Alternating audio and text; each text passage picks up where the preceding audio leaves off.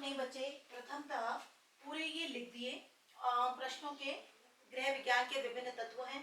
आपने लिखा परिवार के सदस्यों का बहुमुखी विकास, दूसरा लिखा नियोजन, तीसरा लिखा नियंत्रण और चौथा लिखा मूल्यांकन। अब आप पहला हेडिंग डालेंगे काले स्केच पेन से, किसी भी अन्य रंगों से डालने से बच्चे वो हेडिंग क्या होती है आपको बड़े रूप में दिखती है। तो आप लिखेंगे परिवार के सदस्यों का बहुमुखी विकास और उसके अंतर्गत अब आपने 4 से लेकर 10 लाइन यानी जितनी भी आपको आती है याद है उस समय आपने इसके अंतर्गत लिखनी है। आप इसके अंतर्गत क्या लिखेंगे कि गृह विज्ञान का ये एक प्रमुख तत्व है और इसके द्वारा हम परिवार के सभी सदस्यों में छोटा बच्चा भी आता है, बड़े वृद्ध भी आते हैं, सभी तरह के सभी आयु के मेल या फीमेल कोई भी सभी आते हैं परिवार के सदस्यों के रूप में और सभी का बहुमुखी विकास होना चाहिए, डेवलपमेंट होना चाहिए।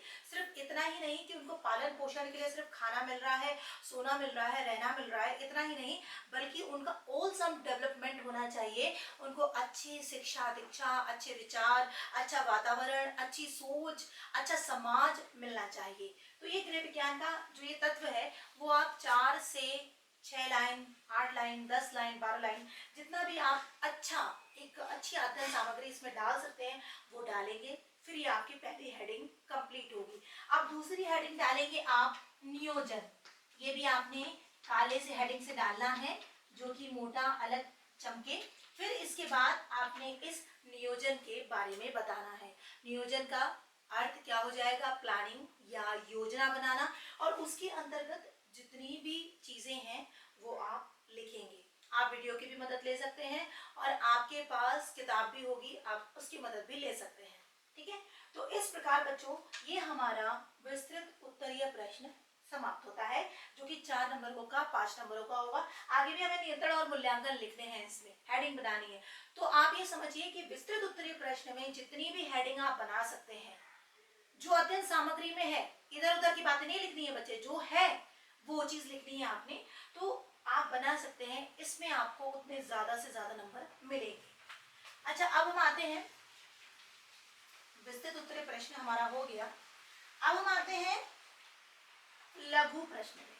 मैंने आपको क्या बोला था कि लघु प्रश्न क्या होते हैं, छोटे प्रश्न होते हैं विस्तृत से, और यह कितने नंबरों के होंगे, 3 नंबरों का होगा या फिर 2 नंबरों का होगा। यहाँ पर आपकी एक दूसरा वो है प्रश्न, गृह विज्ञान के अध्ययन की क्या आवश्यकता है। अब देखिए बच्चे, हमारे पास 2 तरीके होते हैं। एक तो हम हेडिंग वाइज करके लिखें, हमने हेडिंग डाला उसके अंतर्गत लिखा, हेडिंग डाला उसके अंतर्गत लिखा। दूसरा हमारे पास तरीका होता है कि हम पॉइंट वाइज लिखें, 1 2 3 4, हम पॉइंट वाइज लिखें। हम कितने पॉइंट्स लिख सकते हैं इस उसमें। अब गृह विज्ञान के अध्ययन की आवश्यकता क्या है तो हम पॉइंट बना के लिख सकते हैं। गृह विज्ञान के अध्ययन से हमें घर के कामों की समझ होती है, हम परिवार के सदस्यों का अच्छी तरीके से ख्याल रख पाते हैं। गृह विज्ञान कला तत्व है इसलिए हम उसका प्रबंध सुरुचिपूर्ण तरीके से कर सकते हैं। गृह विज्ञान में विज्ञान के तत्व हैं, हम घर के अंदर सभी चीजों को तार्किक ढंग से समझ सकते हैं। गृह विज्ञान के अंतर्गत हमें प्राथमिक चिकित्सा सिखाई जाती है, गृह विज्ञान के अंतर्गत हमें कुकिंग सिखाई जाती है। ठीक है, तो अध्ययन की क्या आवश्यकता है। फिर गृह विज्ञान से आप बाद में व्यवसाय भी कर सकते हैं, डाइटिशियन बन सकते हैं, होम साइंस टीचर बन सकते हैं। तो इतना कुछ आप लघु उत्तरीय प्रश्न में पॉइंट वाइज लिखोगे। ये पॉइंट आगे भी बढ़ सकते हैं, 8 9 10 11 12 13 14 15 जितना भी पॉइंट आपको आता है आप पॉइंट वाइज इसको लिख सकते हैं। और ये 2 और 3 नंबर जितने भी नंबरों का ये लघु उत्तरीय प्रश्न होगा वो आपको पूरे नंबर देने के लिए मजबूर हो जाएगा। ठीक है, अब हम आते हैं लास्ट वाले चीज में जिसमें ये अति लघु है। देखिए, लघु माने छोटा, अति लघु माने छोटे से भी छोटा। तो जाहिर सी बात है अति लघु सिर्फ 1 नंबर के होंगे या आधे नंबर के होंगे। अगर ये 1 या आधे नंबर के हैं तो आपको सिर्फ उतना ही उत्तर देना है, संक्षिप्त उत्तर देना है जितने में आपका उत्तर कंप्लीट हो जाए। जैसे यहाँ पर बोला है कि गृह विज्ञान के 2 तत्व बताओ। गृह विज्ञान के दो तत्व बताइए या उल्लेख करिए, कुछ भी। देखिए आप यहाँ पर बात समझिए, यहाँ पर सिर्फ दो मांगा है, कितने भी हो सकते हैं तत्व।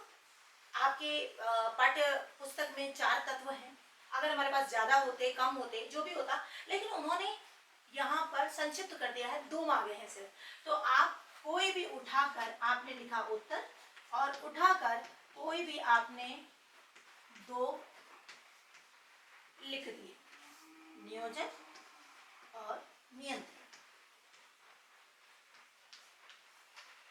आपका ये अति लघु उत्तर कंप्लीट हो गया।